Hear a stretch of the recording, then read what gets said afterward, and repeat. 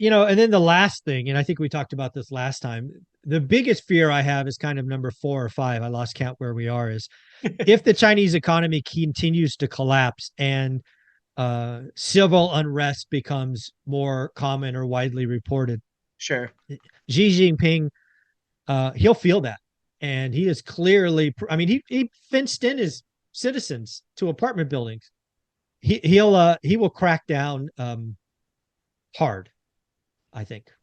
Yep. And we've discussed, what Wall Street is talking about a lot, and this was spoken about at the New York Stock Exchange when I was there last week, is the realization that this banter back and forth between China and everyone else that wants to hear the geopolitical echo chamber is that they are serious about Taiwan.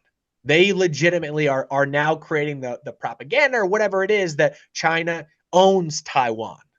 And that makes a more real scenario playing out of them potentially invading Taiwan. And that has massive political ripple effects, massive economic ripple effects, all of that. But it is becoming more and more of what you call on Wall Street or investments tail risk. Tail risk is something that's not likely to play out, but something that has potentially a catastrophic, effect on the market. You have to have it considered in your portfolio at all times. And that is something that is becoming up more and more often.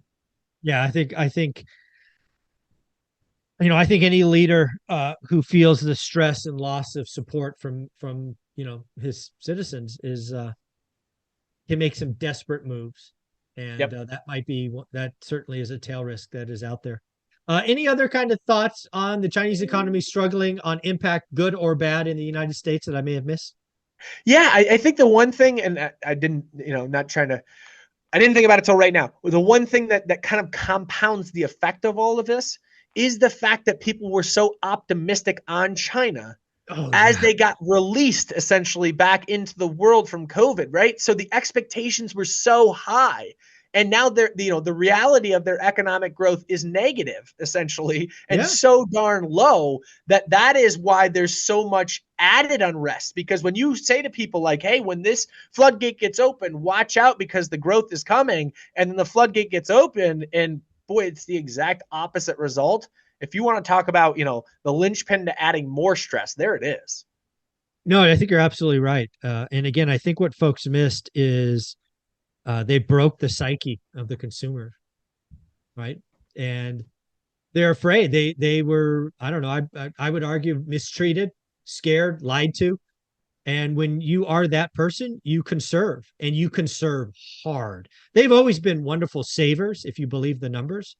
It's got to be 3, 4x what they used to be doing. They're like, no, I'm not getting caught again.